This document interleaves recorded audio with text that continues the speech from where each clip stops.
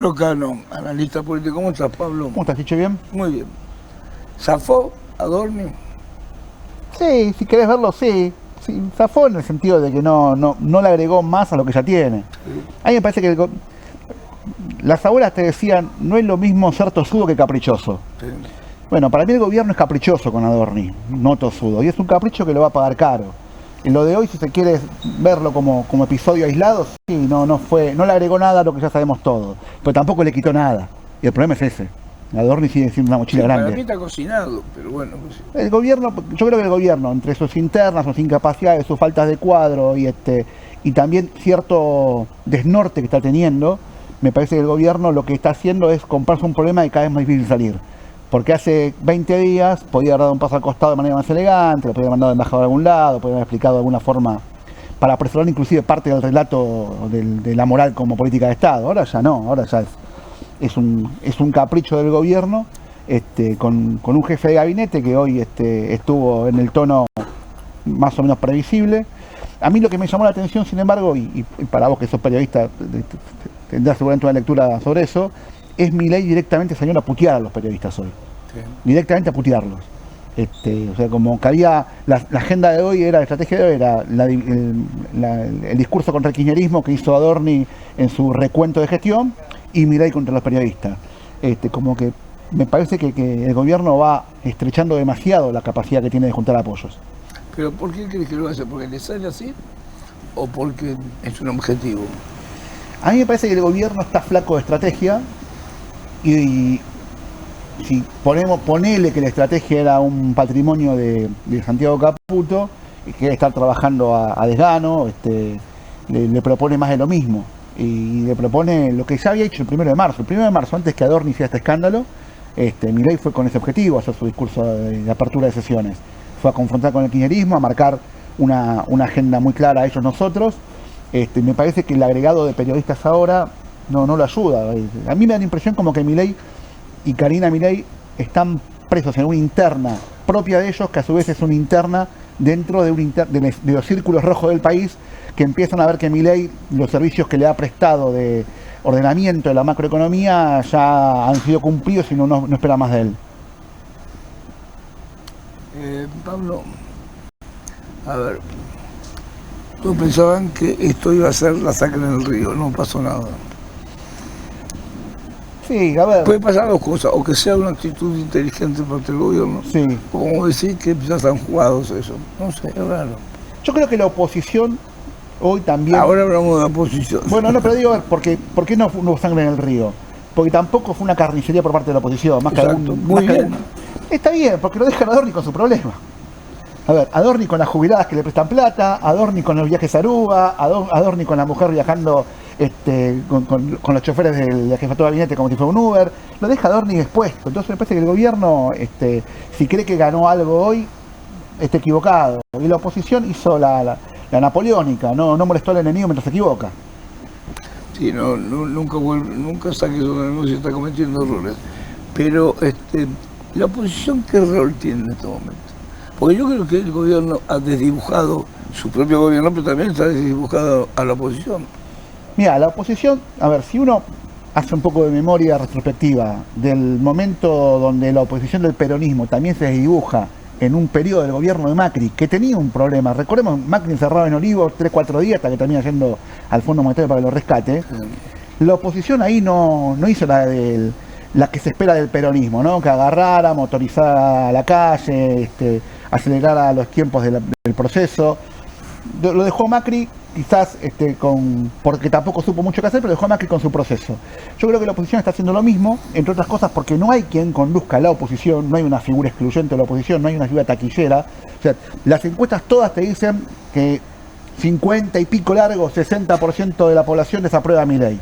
Ahora, ¿eso tiene hoy un candidato? No. Entonces, como no tiene un candidato, no tiene un referente, me parece que la oposición inteligentemente no se mete a discutir para no darle la posibilidad al gobierno de salir de la discusión propia de Adorni a la discusión con la oposición. Es inteligente. Ahora, ¿es inteligente no quemarse o es inteligente ver? ¿Qué le pasa a la gente? Mirá, cuando vos mirás un poco algún focus, mirás las redes sociales, hablas con la gente en la calle, Los que están más cerca de la política, los que se sienten más interpelados por la política, que miran este canal, o que les interesa hablar de la política, sienten un poco de desamparo. Porque sienten que, a ver, la están pasando mal, no llegan a fin de mes, se le complica la vida cotidiana a la gente y nadie expresa esa voz. Pero eso es una parte que, por su rango de politización, siempre tiene definido el voto mucho tiempo antes de la elección. Ya sabe que no va a votar en contra de este gobierno, que va a votar en contra de este gobierno. El pedazo de la sociedad que está sufriendo, pero que está más lejos de la política, me parece que está bien que la política, si no tiene nada claro para ofrecerle, no le haga un barullo, metiéndole 4, 5, 6, 8 caras en algo que todavía no está claro. No me parece un demérito de la oposición. Creo que está bien lo que está. A ver, si hubiese 3 o 4 jugadores de la oposición que se sientan en una mesa a pensar esto, como no tienen al lado cómo van a resolver una oferta para la sociedad, para transformar este momento, me parece que está bien que lo que hagan es llamarse a silencio y dejar al gobierno con su procesión. Gente que está en la docencia me dijo que advierten en el tema político que está como demasiado desorientada la gente joven. Demasiado, como que no saben cómo leer todo esto. ¿Quiénes? Los jóvenes. Los jóvenes. Mira, yo creo que... Entre la uberización del trabajo, sí. Entre la falta de oportunidades. Hay te caso. A ver, déjame que te lo ponga en un plano que no es unificado. Vos tenés una parte de la sociedad, donde los jóvenes también son una parte, que nunca estuvo muy vinculada con la política y que siempre más o menos acompaña los procesos con la expectativa de que las cosas vayan a mejorar. O sea, es el famoso la famosa diada continuidad o cambio. Cuando las cosas están bien quieren continuar, cuando las cosas están mal quieren cambiar. En ese rango los jóvenes, uno puede decir, che, estos jóvenes que hoy que quisieron cambiar el 2023 apoyaron a Milei y hoy lo está perdiendo. Y los otros jóvenes que están en contra de Milei están reapareciendo. Mirá, yo creo que cuando uno mira los fenómenos donde los jóvenes los ves, 2 fenómenos de estos últimos días. Elecciones en la facultad, o sea, las clases medias urbanas, donde las fuerzas del radicalismo más opositor, que en la facultad es más opositor que en el Congreso, y del peronismo hicieron una gran elección, y donde las fuerzas de derecha en las universidades no han hecho una elección horrible, y lo que pasó ayer o anteayer, creo, en una exposición de emprendedores que auspicia la Ciudad de Buenos Aires, donde se suponía que era la cuna para que los influencers de las finanzas enamoren a los jóvenes, se comió una abucheada enorme al grito de la patria no se vende, justamente por identificar a Sbardar, el titular de Cocos Capital, como parte del establishment financiero que acompaña a Milei. Me parece que hay jóvenes en todos lados. Yo creo que en un momento en la situación del país empeora, los jóvenes que son opositores vamos a escucharlos más. ¿Quién crees que es el próximo presidente de Argentina, Pablo? Es que vos preguntás eso y a mí me cuesta mucho responder sin mezclar con quién quisiera, con quién creo que va a ser. No, lo que a vos te gusta. No, a ver, mira, yo creo que todo lo que estamos viendo hoy es en la oposición. Yo creo que el próximo presidente de Argentina no va a ser del oficialismo. No quiere decir que no descarta un presidente de otra derecha, de una expresión de centro derecha, que unifique el voto antiperonista y que le dé a ese votante, que históricamente no baja del 35-40%, una oferta superadora de Milei, pero que no sea el regreso del peronismo. Yo creo que el próximo presidente probablemente sea de la oposición, probablemente se define en balotaje y probablemente en el tránsito de las PASO al balotaje haya una conformación de hecho de una gran coalición de gobierno, obligado porque la sociedad no expresa claramente, como le pasa a España, que España tiene un problema en términos de representación, cuando hay 4 bloques que ninguno le saca al otro más que 4 puntos, están todos por debajo del 25%. Bueno, yo creo que la oposición va a tener 2 o 3 bloques que la gente los va a obligar a unir en el proceso del voto, y de ahí el más votado, y hoy parecía que podía ser Kicillof. A lo que voy es, no creo que uno pueda poner un nombre al presidente. Sí creo que el proceso va a ser que la gente mediante el voto va a ordenar esa candidatura, y no solamente la candidatura, sino un esquema de gobierno. Me parece que creo que vamos a salir de esto con un gobierno, no sé si de centro-izquierda, pero un gobierno de distintos signos del gobierno del oficialismo, obligado a construir consensos más amplios. Y es obligado a hacer una política un poco mejor, que salga del grito, de la agresión, de la grieta, de la estigmatización. Creo que vamos a ir a un lugar un poco mejor. Está bien, o sea, vos lo ves optimista.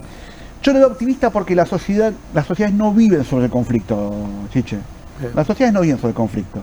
Y por más que la política y los cuadros políticos hoy no están en el tope de gama de la preferencia de la gente cuando vota a políticos y les va a pedir a los políticos determinado rango de estabilidad. Y esta estabilidad, como la legitimidad de base con el voto no va a estar solamente en un actor, se va a construir entre varios. Me parece que hacia ese lugar vamos.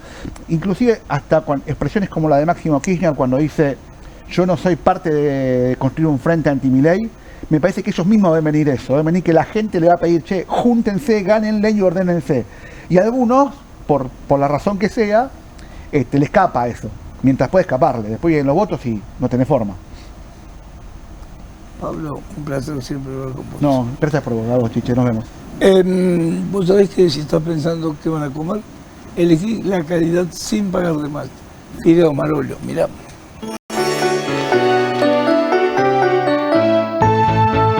Cuando queremos algo rico, sano y rendidor, todos estamos de acuerdo. Siempre hay arroz Marolio. Arroz Marolio es calidad y al precio justo. Linda es la potencia del sol que avanza desde el este. Linda es la gente que se levanta al alba para preparar todo, justo antes de que se pongan en marcha millones de soñadores. Buenos Aires, la ciudad más linda del mundo. Vos sabés que está Néstor Pitrola con nosotros. Me costaba leer algunas de las escenas de la gente que estaba trabajando en el Congreso y tirando sus cosas. Lo vi a Pitrola hablar. Si hay algo que sabe hacer la izquierda es hablar. Me encantó tu discurso, pero me encantó por la solidez que tenía, no sé si me entendés. Tenía vuelo intelectual, impacto emocional y objetivo político. Este tipo sí que es de izquierda, te juro. Te agradezco, Chichi. No, pero me impresionó mucho. Es lo que uno pretende. En 6 minutos, me quedaron cosas, Sí. porque en 6 minutos no podés. Pero yo creo que... Pero te manejaste el tiempo del final. Claro. Cuando te empezaste a apurar para me pareció notable. Más allá de eso, puedo estar de acuerdo con algunas cosas o no viene el caso. Digo, este tipo tiene la llama sagrada. Bueno, me agradezco. Ha tenido mucho impacto, he tenido mucha devolución de compañeros, de trabajadores Sí. que felizmente lo han podido escuchar, en muchos casos en vivo, por cientos medios y demás. Y fue una sesión, Chiche, que va a quedar inscrita en la historia porque fue absurdo. El presidente, su secretaria general con todo el poder, el gabinete entero, Caputo, Sturzenegger, Lugol, todo el gabinete, Santilli hasta las 6 de la tarde, Patricia Bullrich, es decir, fue un gobierno entero a ver un triste informe que es de rutina del jefe de gabinete, porque en realidad fueron a rescatar un elemento que está políticamente liquidado, pero que por algún motivo muy profundo no se pueden deshacer de él, Chiche. Acá hay un motivo muy profundo. Entonces, bueno, yo más que a las preguntas, que por otra parte entregaron la respuesta 2 horas antes, esto es todo tan trucho, ¿no? Hicimos 4.000 preguntas, las entregaron 2 horas antes, alguna alcancé a ver y te puedo dar alguna perla, que eso no tuve minutos. Contestaban cosas que nadie le preguntaba. Claro, exactamente. El informe de él en general es otra Argentina que no tiene nada que ver con la que vivimos. Pero yo creo que acá hay un alto régimen de corrupción muy, muy grande, que el concepto de casta política es superficial. Les ha servido para la llamada batalla cultural para engañar giles. La pobre gente que se levanta todos los días a laburar y cada vez está peor, no pueden ni viajar, los jubilados no pueden vivir, todo lo que estamos viviendo, lo de ellos ha sido la batalla cultural. Pero acá hay un régimen profundamente corrupto. Lo único cierto que dijo este hombre es somos un gobierno transparente, sí, le contesté. La corrupción se les ve de lejos. Porque lo que ha habido es un cambio de matriz. Si antes teníamos la obra pública, Chiche, hoy tenés otras cosas. Tenés una criptomoneda, tenés los contratos de la discapacidad, que repugnan a todos, porque cosa más repugnante no puede haber. No es solo la comunidad de la discapacidad. El pueblo argentino está asqueado de semejante cosa. Totalmente. Bueno, los contratos con la TV, ya la gente se olvida. Acordate, Chiche, vos sos memorioso, por ejemplo, el tema de las empresas de seguridad del Banco Nación, que dependen de Martín Menem, el negociado de los pañales con el PAMI. Bueno, esto es una atrás de otra.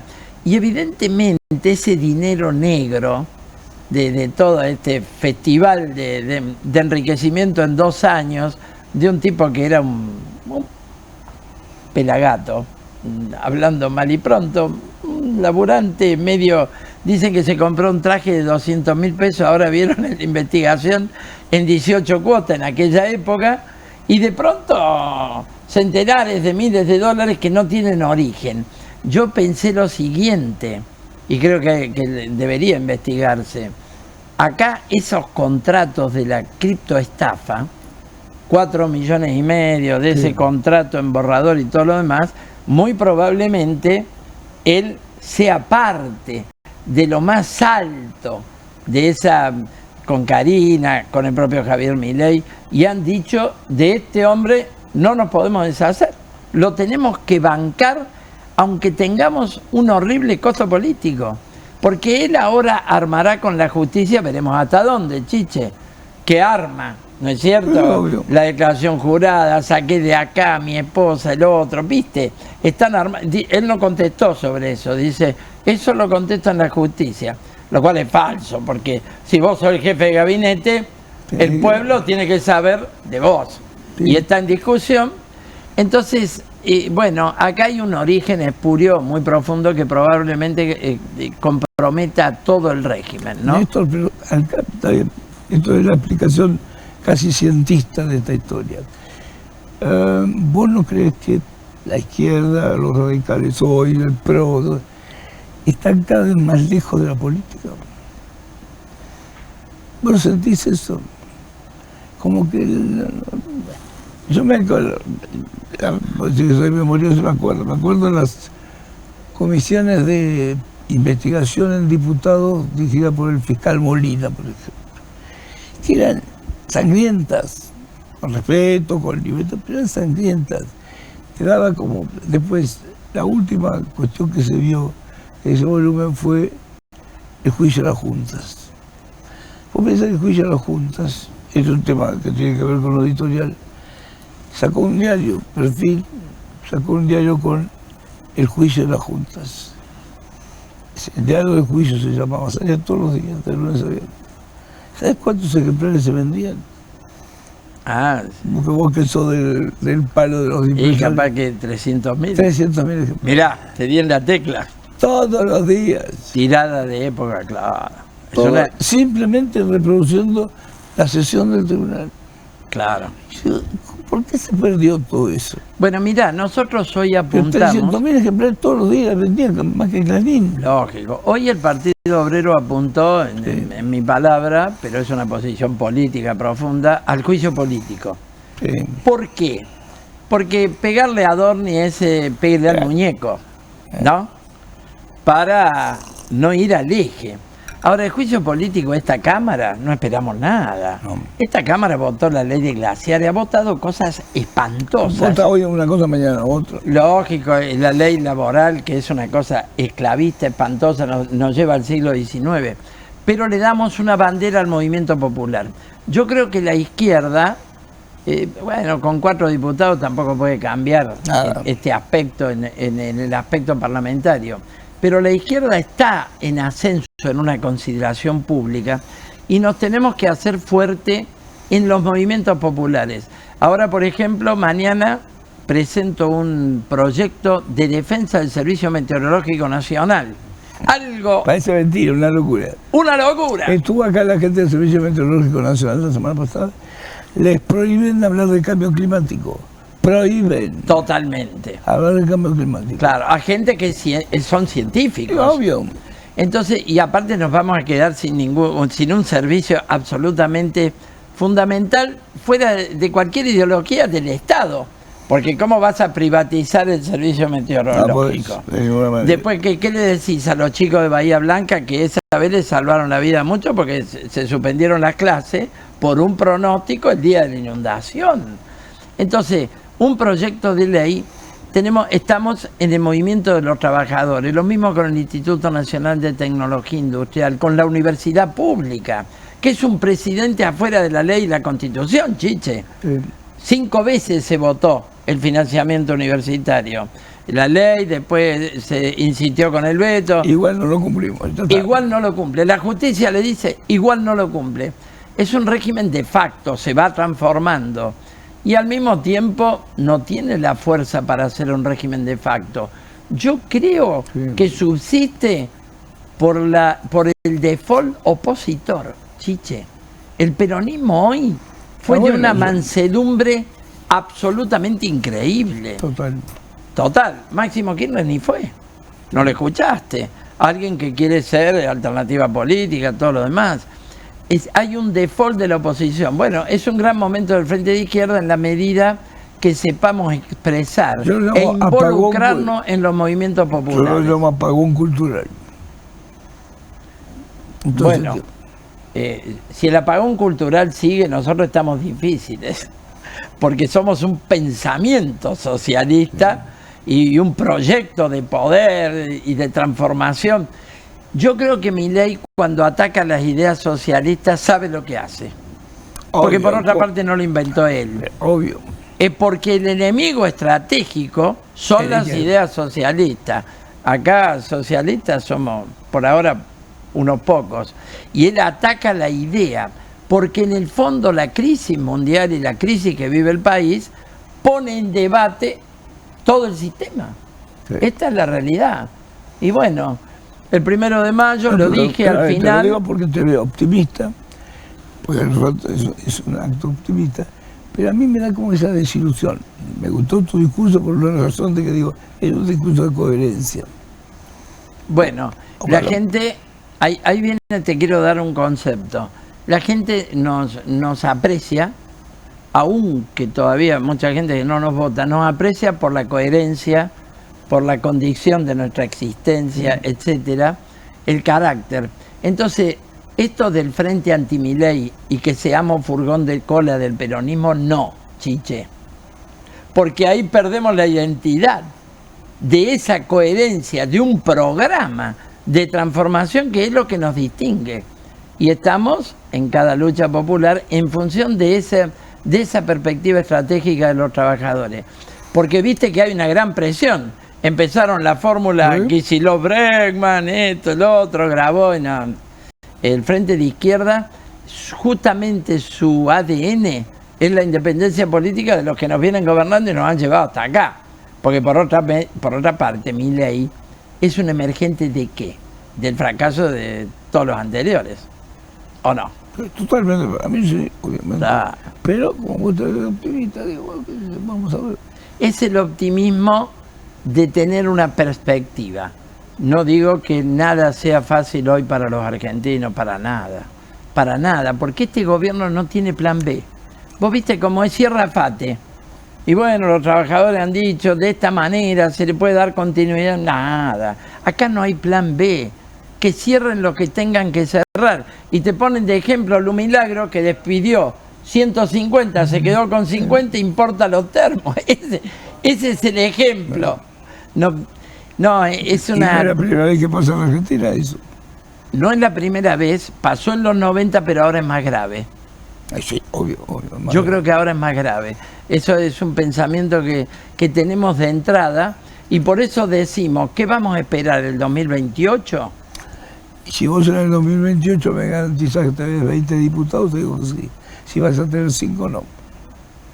Yo creo Tienes que generar algo para tener, no te digo 20, pero 12. Yo creo que luchando contra Milei podemos ser para adelante, a su turno, una alternativa política de otro volumen. Tiene que haber un boom. Tiene que haber un boom. Boom de energía. Si No tengo duda. Ahora este gobierno tiene rumbo 2001, Chiche. Sí. La realidad. Tiene rumbo 2001. Es muy marciano, hoy pasan números. Digo, esto es todo marciano. No es Todo cierto. verso. Derrotamos la inflación. Dijo una cosa. Dice, si la recaudación aumenta, bajo los impuestos. Si la recaudación baja... subir los impuestos. No, dice, ajusto el gasto. Bueno, la recaudación viene en caída libre, así que va a seguir cerrando institutos, echando gente, hambreando a los jubilados, y es el perro que se muerde la cola, porque tenemos el ajuste del ajuste. Nosotros tenemos un mal modelo brasilero, porque Brasil tiene una burguesía capitalista muy interesante. Sí, productiva, peleadora, nacionalista. Claro, Brasil tiene 1000 problemas, pero eso es la plataforma fuerte de América Latina. Y los demás somos medios satélites. Bueno, por este camino no va a haber más industria automotriz, no tenemos infraestructura, no tenemos obra pública. Es decir, vamos a perder incluso en el plano regional. Y los acuerdos que está haciendo con Estados Unidos, con Europa, son coloniales, Chiche. Para vender un poco de carne, tampoco tanta, un poco, y que acá no la podemos comprar. Néstor, gracias por venir. Al contrario. Fue muy bueno el discurso que hiciste. Bueno, te agradezco, y recordemos que terminé el discurso invitando al acto del 1 de mayo que hacemos en la plaza, el Día de los Trabajadores. ¿Movilización o acto nada más? No, un acto. Las principales fuerzas, la mayoría de las fuerzas del Frente de Izquierda, vamos a estar ahí todos, luchadores, los dirigentes de la ocupación de FATE, del SUDNA, bueno, de la universidad, de todos, y vamos a plantear un discurso socialista de que Argentina no puede ser estar alineada automáticamente con dos carniceros como Trump y Netanyahu. Bueno, Netanyahu te lo discuto en algún momento. El problema no es Netanyahu. Yo creo que la izquierda se equivoca en esto. Incluye la desaparición del Estado de Israel. Y eso es algo que no podemos sostener. Nosotros somos partidarios de una federación de estados socialistas en toda la Palestina, ¿te imaginas? El problema es que hay una idea del gran Israel que es el genocidio del pueblo palestino. Pero no es... Desgraciadamente el mundo árabe no le gusta a los palestinos, al mundo árabe. Le inventaron un país que fue Jordania, porque el rey de Arabia Saudita no quería tener a los palestinos cerca. Yo creo que los palestinos son los más brillantes del mundo árabe. Son los mejores ingenieros, los mejores médicos, los mejores intelectuales. Esto es un tema eso. Un tema que está teniendo una solución horrorosa. Horroroso. Bueno, Néstor, gracias. Un gusto, Chiche, igualmente, como siempre. Maxi Consumo siempre te da algo más. Ahora te vas a sorprender con estas ofertas increíbles, pero reales, que es lo más terrible de todo. Maxi ofertas son imperdibles para que ahorres de verdad. Mira. Maxi Consumo siempre te da algo más. Y ahora mucho más. Yerba Marolio por 500 gramos, 999,90. Gaseosas Freshi por 2 litros 250, 1099,90. Maximizate y ahorrá de verdad. Maxi Consumo. Tigre es seguridad. Más de 2.200 cámaras vigilan cada rincón del municipio. Con tecnología, prevención y presencia constante, trabajamos para que vos y tu familia vivan tranquilos. Descarga la app Alerta Tigre Global y conectate con tu municipio. Tigre, municipio. Leo, ahora vamos a hablar con Leo Cigal. Antes de eso, me da por favor Cabildo 2114, Los Secretos del Oro. Cabildo 2114, Cabildo 2114, Cabildo 2114, compramos oro, alhajas y relojes. Cabildo 2114, donde respetan el valor de tus afectos. Hay una frase que trabaja en contra de los que hacen el trabajo tuyo de comprar y vender oro. La frase es: no es oro todo lo que reluce. ¿A vos cómo te juegas ese dicho? No todo lo que brilla es oro. Yo lo conozco así. Variante. No, sí, todo lo que brilla no todo lo que brilla es oro. Y sí, es verdad, hay cosas que parecen y no lo son. Hay cosas que son fantasías, que son enchapadas. ver, pero simboliza algo, porque yo puedo usar algo trucho y tiene color oro. Sí, pero no lo es. Pero ¿fascina o no? ¿Cómo? ¿Fascina? ¿Le gusta a la gente eso? Mirá, hay grandes empresas que venden fantasías. ¿Por qué? Hay gente que compra relojes truchos. Sí. Que son imitaciones parecidas. Sí. Yo cuando veo uno que tiene uno trucho, es un Seiko. Lo que pasa es que quieren tener un estatus al cual no pueden acceder económicamente. Sí. Y compran el trucho para que lo miren y dicen, tengo tal reloj y resulta que en la calle te pueden llegar a lastimar por uno. Te lastiman igual. Sí. Porque son muy igual buenos ahora. Los chorros, Los chorros saben cuál es bueno. Sí, sí, sabrán. Pero no estamos hablando de las imitaciones de antes. Ahora hay unas imitaciones que son fantásticas, chiche. Son fantásticas. Que vos la tenés que mirar, a veces lo tenés que abrir para darte cuenta. Tiene el peso, la textura. Me lo dijo un día del familiar, ¿cómo se llama? Yo tenía el trucho. Entra ahí a almorzar al albergue. Mira el reloj. Yo no te vendí ese reloj. No, este es el único reloj que compro. Yo no te vendí ese reloj. Préstamelo. Le costó a Elsa decir al trucho. Claro, pues hay alguna... Porque hasta la máquina tenía marca. Zenith. Los mejores Rolex son los que tienen máquina Zenith, que ya no lo tiene más, ahora tiene máquina Rolex. Tenía hasta la marca. Bueno, yo una vez a un señor casi se me desmaya. Es el representante Rolex. Casi se me desmayo, ¿no? Me vino con el de él, el de la mujer y el del hijo. Y creo que el de la mujer, yo cuando lo abro le digo, este tiene la máquina Tudor. Se puso blanco, me dice, no, yo lo compré en Suiza. Y lo voy a comprar en Suiza, no sé. Lo voy a comprar en Suiza, pero la máquina dice Tudor. El Tudor es la línea económica de Rolex. Y ese no es malo, no es malo. No es malo, pero no es Rolex, no. Es Tudor. Entonces un Rolex con cuadrante Rolex, mancha Rolex y máquina Tudor, vale, pero no vale lo mismo que si tuviera la máquina Rolex. Este tenía hasta la marca Zenith, creo que son los de Rolex que son más caros. Todos los Rolex tuyos vienen con la máquina Millota. Es una marca genérica. Y él, Zanotti. Y él, le costó identificarlo. Sí. A ver, yo una vez compré un Daytona. ¿Cómo? Yo una vez compré un Rolex Daytona de oro. A mí me robaron un Daytona. Bueno, yo compré un Rolex Daytona de oro. Sí. Impecable. Impoluto. Pero era trucho. No. El cuadrante era original. La máquina era original. La carrula era original. La malla era original. ¿Y qué era? La tapa era trucha.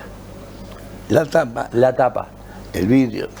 No, la tapa de atrás, la que va enroscada atrás, era trucha. Después que lo vieron, después que lo vieron, oro. Sí, era de oro. Daytona oro, de oro. El frente era de oro, pero la tapa era... La tapa también era de oro, pero no era la Rolex, la tapa original. Se ve que se la perdieron o qué sé yo, y le hicieron una tapa trucha. Y yo, claro, lo revisé todo, qué sé yo, y no le presté atención a la Minerva de la tapa, hasta que la vieron 5 o 6 comerciantes, No es que me di cuenta yo. El quinto, sexto que me dijo, no, la tapa no es. ¿Cómo que la tapa no es? No, y la tapa no era. Y es un bodoque importante. Es un bodoque importante, pero la tapa era falsa. Y bueno. Antes de que andar con la cola a 4 manos. Y sí, o sea, al mejor cazador se le escapa la liebre. Sí, también. Obvio, Todos podemos cometer algún error. Y bueno, ese lo cometí yo. Gracias, Fabio. No, por favor. Leo Sigal. Querido amigo. Hay 2 temas que me preocupan. La clínica siniestra de Villa Ballester. Bien. Y esta noticia que hay 16 países involucrados en una red de trata. ¿Tienen que verlo o no tienen que verlo? No, no tiene que ver. Es un tema, a ver, lo que es trata de personas y lo que es grooming y pornografía infantil, Hubo una modificación en el 2018. Sí. La simple tenencia, esa es la gran modificación, El la delito. simple tenencia de material pornográfico está penado de 3 a 6 años, por lo tanto no es escarcelable. Y la distribución, facilitación o de cualquier elemento de aporte, inclusive a realizar los videos, está penado de 4 a 8 años, que fue la modificación del 2018. Hay una organización que se llama Missing Children Unexploded, que es de Estados Unidos.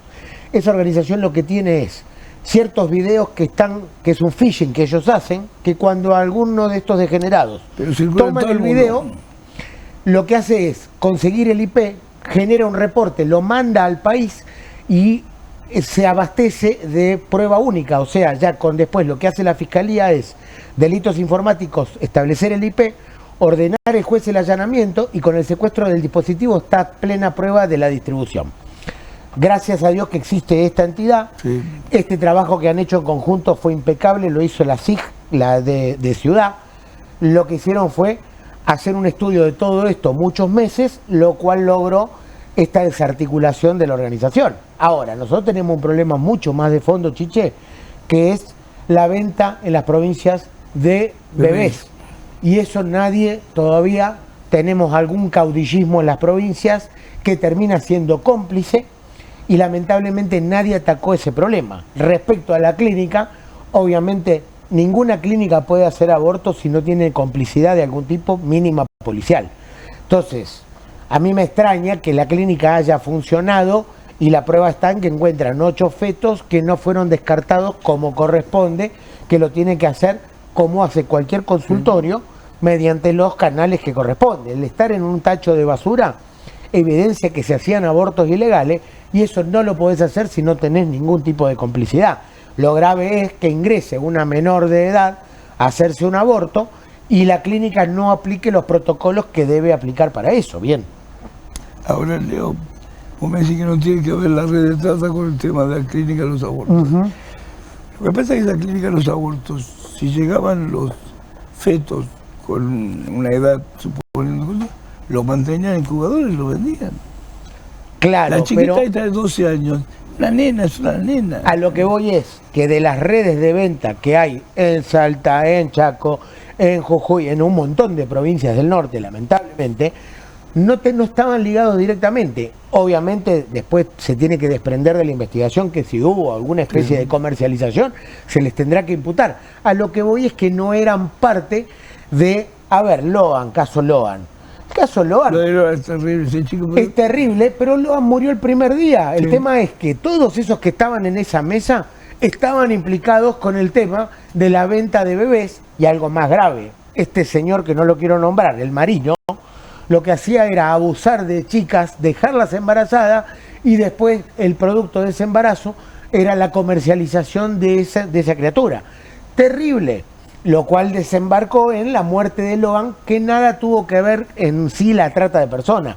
Me parece que hubo un manejo muy político y asqueroso respecto a esa muerte. Ese chiquito lamentablemente está fallecido, pero abona la teoría del accidente de tránsito por parte del marino que lo atropella porque estaban todos consumiendo alcohol y borrachos, bien. Pero muy triste. Muy triste, sí, realmente. Leo, un placer siempre estar con usted. Gracias por invitarme como siempre, Chiche. Vamos a hacer una pequeñísima pausa chiquitita, ya volvemos, dale.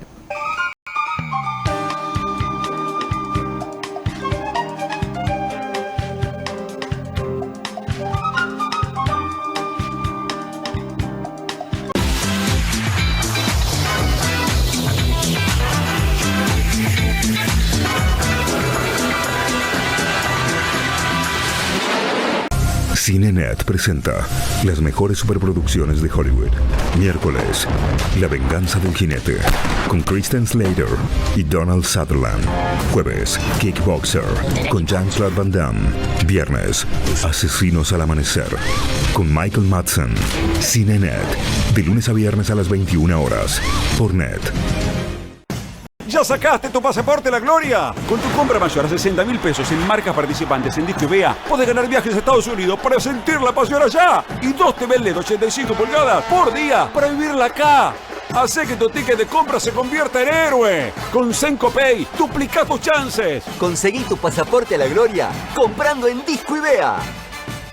1, 2. Bueno, dale, arranca. ¡Pará! ¡Mike!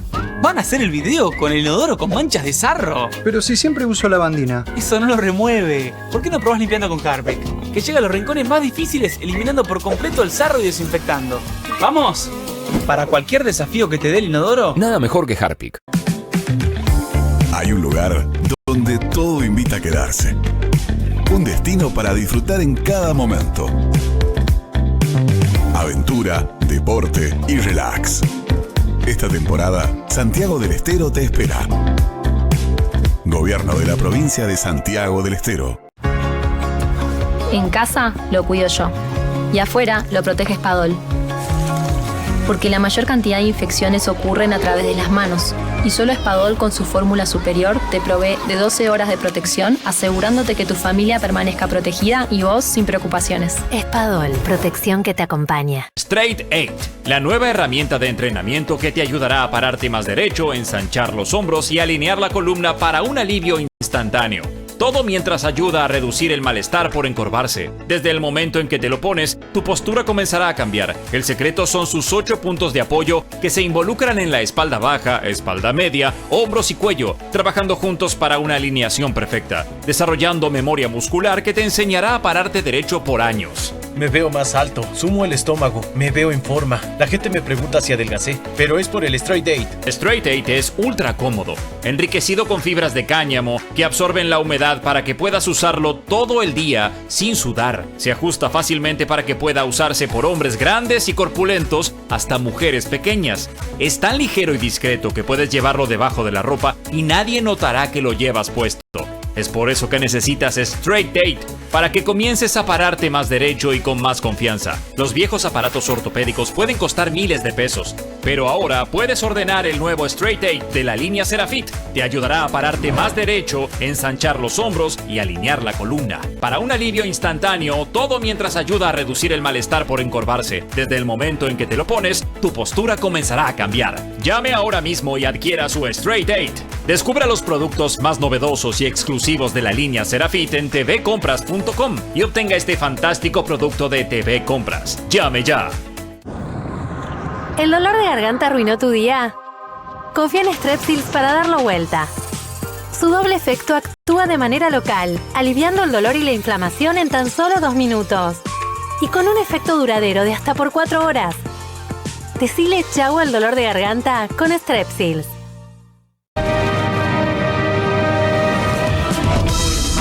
Invitados coloridos, incluyentes, no vas a querer compartirlos, no vas a poder esconderlos. Probá los nuevos caramelos masticables de Mogul, también en su versión Extreme. El Señor de los Cielos, la telenovela suceso en todo el mundo. Una feroz lucha de poder, lealtades de familias y peleas explosivas para mantener el imperio.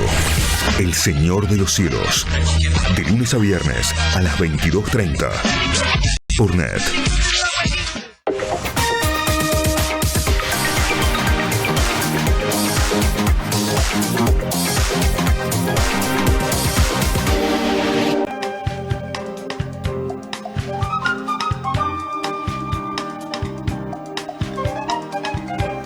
En Pharma Online encontrás maquillaje, dermocosmética, cuidado personal y mucho más.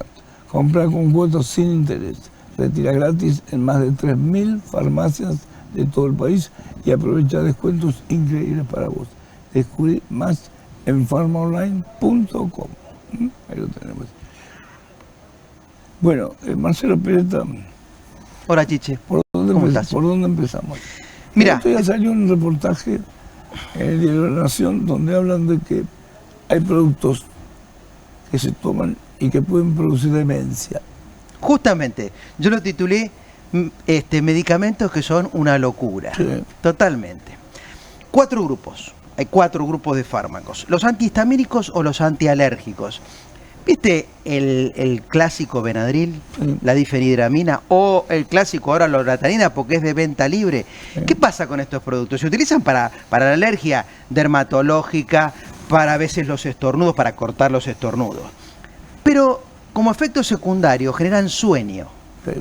Si vos lo usás continuamente, estos productos, estás apagando el cerebro artificialmente. Después el cerebro le cuesta reponerse, despertarse, ¿no es cierto? Y entrar en actividad. Entonces ahí tenés un dato que hoy, en la investigación que se está haciendo, el uso crónico y sostenido de estos antialérgicos, hay muchas personas que lo tienen inclusive en su botiquín a mano porque sufren alergias continuas, bueno, puede terminar en demencia. Siempre aclaro esto, que obviamente si tomás una pastilla, 2, de vez en cuando, obviamente no es el caso. El caso es cuando lo usás sostenidamente. Entonces ahí tenés un primer grupo por una alergia, principalmente en aquellos adultos que lo usan sostenidamente. El tema de la iatrogenia, que es la enfermedad que producen los medicamentos y los médicos, hace muchos años que se está estudiando. ¿El negocio de la salud es un negocio que me lleva a la muerte o no? El negocio de los medicamentos, es decir, el consumo... Sí, parece una contradicción, ¿no es cierto? Sí. Que el uso de los medicamentos te lleve a la muerte, porque hoy asistimos a un uso irracional de medicamentos. Está la pastilla para levantarte, para sentirte fuerte, para adelgazar, para rendir en el trabajo, para estudiar, ¿no es cierto? Para dormir, como estamos hablando recién. Entonces, una pastilla para cada momento, para cada color, pero eso nos hace mal. Hay un bombardeo televisivo de publicidad de medicamentos enorme, de las 7 de la mañana hasta pasando por el mediodía, la tarde, la noche, en los principales canales. Entonces sí, hay una iatrogenia, porque hay un sobreuso. El medicamento, bien utilizado, es decir, bien prescripto, bien indicado, y utilizado el tiempo correcto, no más del tiempo correcto, anda bien. Pero hoy la gente lo toma por las dudas, por si acaso, porque le recomendaron, y después si no le da resultado, recién ahí va al médico o al profesional a consultar. Sí, primero se automedica. La automedicación ha crecido. Nosotros en el Sindicato de Farmacéuticos y Bioquímicos tenemos encuestas estadísticas de la automedicación. Y hoy están 8 cada 10 mayores, digamos, de 18 años, ¿no es cierto? O sea, el hábito de tomar medicamentos sin consulta previa. ¿Qué son los anticolinérgicos? Bueno, los anticolinérgicos son estos, son sustancias que, digamos, habitualmente nosotros le decimos antialérgicos, sí. pero ¿por qué anticolinérgicos? Porque, digamos, actúan sobre la acetilcolina dentro del organismo, por eso le dice, inhibe eso. Al inhibir esa, digamos, hormona que tiene el organismo, te frena la alergia. O sea, el mecanismo es que no es como un antibiótico que mata la bacteria, es decir, inhibe la reacción interna del organismo, por eso corta la alergia. Por eso los antialérgicos se les dice anticolinérgicos, ¿no es cierto? Ahora, tienen este riesgo. Te cuento 3 grupos terapéuticos más que producen demencia, ¿no es cierto? Bueno, los antipsicóticos, o los que le dan a los pacientes para sedar a los pacientes, digamos, que tienen ya ahí con problemas mentales, ¿no es cierto? Tipo la quetiapina, la olanzapina, o los antidepresivos, gente que, bueno, hay mucho consumo de antidepresivo en esta época, Chiche. Bueno, o sea, son medicamentos que actúan sobre el sistema nervioso central. Entonces a veces se dice, pero para, Marcelo, ¿estos medicamentos producen demencia por el uso sostenido o es la evolución de la demencia la que desemboca, digamos, en agravamiento del cuadro? O sea, ¿es el huevo o la gallina? Se plantea en este caso. Hay que estudiarlo. Lo cierto es que si vos actuás sobre el cerebro artificialmente con medicamentos en forma sostenida, después no es fácil que el cerebro actúe libremente, ¿no es cierto? Bueno, hago la salvedad con estos antipsicóticos que están indicados puntualmente para enfermos mentales, pero que tienen que tomarlos de por vida y que le produce otras alteraciones. Entonces, fíjate vos, ¿qué quiere decir? Entonces, el medicamento que les das a los locos les produce más locura. Mirá el análisis que estamos haciendo, Chichi, ¿no es cierto? Bueno, esto se ha estudiado justamente en la Universidad de Washington, en la Facultad de Farmacia y Bioquímica de la Universidad de Washington, sobre 50.000 casos, y es un tema que hay que hablar. Esos son los nuevos estudios que tienen que ver con el uso sostenido, con el uso prolongado, con el uso continuo de los medicamentos, que es necesario, y sí, claro, porque te lo recetan, son medicamentos crónicos. Hay un punto en el que puede producir iatrogenia. Y termina en iatrogenia. Y te doy dos más. Las benzodiazepinas son las más conocidas. Viste que a los adultos mayores siempre le dan media pastillita, un cuarto de pastillita, pastillita entera para dormir. ¿No es cierto? Te estoy hablando del diazepam, el famoso clonazepam. Bueno, cuando vos, claro, el adulto mayor, ¿por qué no duerme? Y bueno, porque no se cansa durante el día. Entonces le cuesta dormir. A veces nosotros lo recomendamos. Es decir, es preferible que esté viendo una película en la madrugada y no planchado por una pastilla, porque está artificialmente durmiendo. ¿Qué pasa con estos productos? Y bueno, exactamente lo mismo. Cuando vos estás sedado, empieza los mareos, la somnolencia. Durante el día te olvidas de las cosas y es el principio de esta demencia. Entonces, la Sociedad Norteamericana de Geriatría está recomendando no recetar benzodiazepinas a los adultos mayores. Esto es un tema, ojo, a todos los adultos mayores que nos están viendo, porque es continuo, debe haber 5 millones de adultos mayores en la República Argentina, por lo menos los que están en el PAMI. Yo te diría el 70% está medicado con benzodiazepina. Hoy la Sociedad Norteamericana de Geriatría dice no a las benzodiazepinas, tratemos de cansar al adulto mayor. Si la benzodiazepina se la da solamente para inducir el sueño, no se la des, tratá de cansarlo de alguna manera, tratá de volver al vasito de leche o a alguna otra cosa que induzca el sueño y no a la pastilla. Y la última, los antiácidos, algo que es de uso continuo, ranitidina y famotidina. No, el antiácido, ¿viste? Es el carbonato de calcio para proteger el estómago, ese no hace nada. Pero el que inhibe las bombas de protón, que es el inhibidor del ácido clorhídrico del estómago, ese es el que está haciendo daño. ¿Por qué digo esto, Chiche? Porque si vos inhibís el ácido del estómago, los alimentos no se digieren, no se metabolizan, se eliminan, porque claro, no tenés ácido, que es el responsable de digerir los alimentos, cortarlos en sus mínimas partes y a partir de ahí la digestión. La digestión no se puede hacer de un alimento entero. Vos tenés que, partirlo en sus distintas partes para que se pueda absorber. Y eso lo hace el ácido clorhídrico. Si vos cortás la bomba que genera el ácido clorhídrico, lo que estás haciendo es que no se absorban los alimentos. Y en este caso, ¿qué hacen los antiácidos como ranitidina y famotidina? Impiden que la vitamina B y el grupo de vitamina B, el complejo de vitamina B, se absorba. Y esos son los problemas cerebrales. Vos sabés que la vitamina B está indicada para fortalecer el cerebro. De hecho, se le recomienda vitamina B, el grupo de vitamina B1, B2 y B6 y B12 para los adultos mayores. Pero en este caso, fíjate vos lo que está pasando. Todo el alimento o todas las vitaminas que podrían estar consumiendo, si toman antiácidos, no se absorben. Entonces ahí tenés 4 grupos de medicamentos que generan esta demencia y está en estudio y en alerta. Por eso esto de tomar abusivamente medicamentos es un riesgo. Un día vamos a ser libres de todo esto. Gracias, Marcelo. Gracias a vos, ¿Me podés, por favor, la fascinación del Titanic?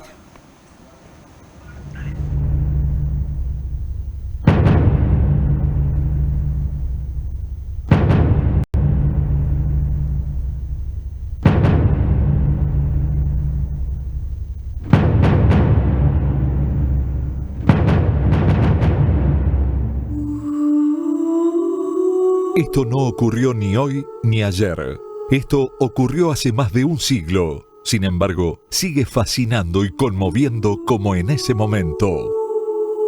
El hundimiento del Titanic no deja de sorprender y todos los años hay nuevas revelaciones.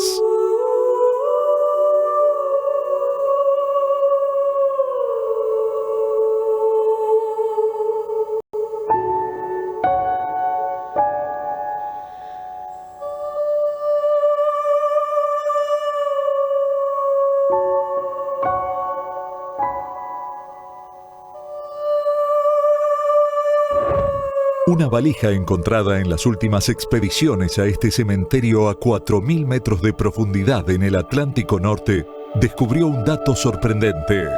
Esa valija tenía un dueño, y ese dueño tenía 17 años y era un argentino. Sí, aunque parezca increíble, a bordo del Titanic viajó y murió un argentino.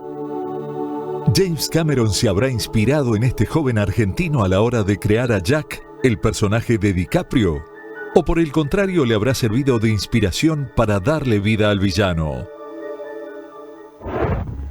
La eterna fascinación por el Titanic. Una tragedia que sigue viva. 15 de abril de 1912. Barco Titanic. Peso 66.000 toneladas. Largo 300 metros. Pasajeros 2.227. Muertos 1.522. Sobrevivientes 705. Motivo del hundimiento: colisión con un iceberg en el Atlántico Norte. Todo había comenzado en Belfast, Irlanda, 3 años antes, con la construcción de esta majestuosa nave pensada para que la disfruten las personas más ricas del viejo continente. El transatlántico más lujoso del mundo, más que un barco, era un verdadero palacio flotante para su tiempo. Fue equipado con una piscina interior, un gimnasio, una cancha de squash, un baño turco, una biblioteca y una sala de recepción, entre otras comodidades para uso exclusivo de primera clase. Mirar al Titanic anclado en el puerto era un espectáculo. Las chimeneas tenían 20 metros de altura. El ancla era tan pesada que para arrastrarla desde el astillero hasta el barco se necesitaron 20 caballos. Pero más allá del lujo, era el adelanto tecnológico lo que seducía a sus pasajeros. Como gran novedad, el barco incluía una doble línea de flotación y 16 cámaras que se podían aislar con puertas herméticas en caso de un accidente. En el peor de los casos, se podían inundar hasta 2 de esas cámaras sin provocarle un peligro al barco. Esa noche, el Titanic chocó a las 23:40 horas contra un enorme témpano de hielo. Después de la colisión, y en pocos minutos, 6 de las cámaras de doble fondo se llenaron de agua. El barco comenzó a inclinarse hacia la proa.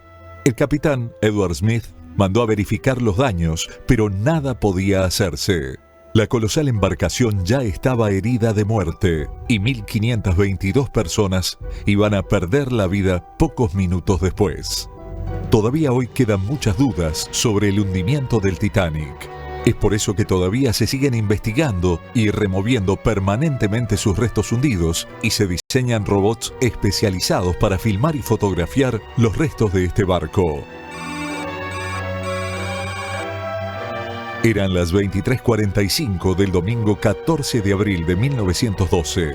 El Titanic estaba por completar su 4ª jornada de navegación a una velocidad de 45 kilómetros por hora.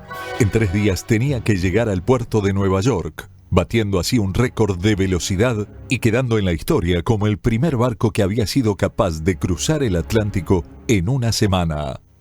Dentro de sus salones se servían platos sofisticados y una orquesta tocaba para los pasajeros de primera clase. Las lujosas arañas de cristal iluminaban el salón principal. En ese momento, el señor John Astor, uno de los hombres más ricos del mundo, advirtió que los motores del barco se habían detenido bruscamente. De pronto, un aire helado lo hizo estremecer. Se levantó el cuello del saco y miró el reloj de bronce ubicado en el descanso de la escalera. Advirtió que algo extraño ocurría y observó cómo algunos miembros de la tripulación comenzaban a correr. El capitán Smith, que se encontraba frente al timón principal, ya sabía que el barco tenía una avería irreparable. El choque contra el iceberg había desencadenado el principio de esta trágica historia. De repente el barco frenó. No hubo alboroto. Fue como frenar un auto y que pare de golpe.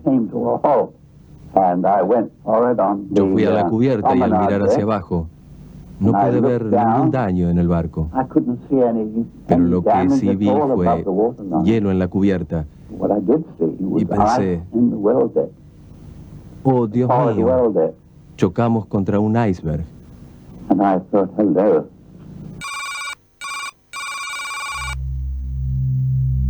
Eran las 12:10 cuando el capitán entró al cuarto de radio para enviar el primer pedido de auxilio.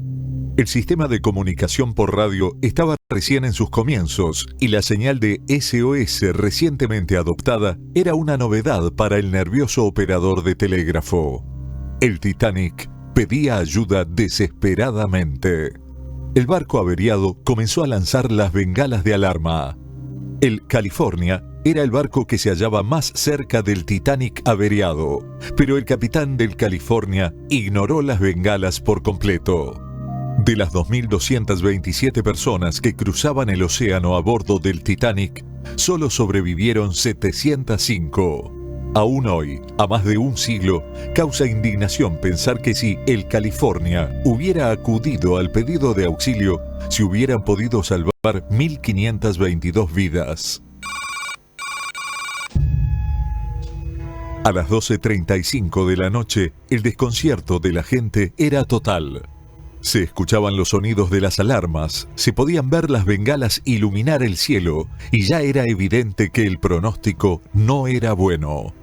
La tripulación comenzaba a sacar con mucho nerviosismo las lonas que cubrían los barcos salvavidas.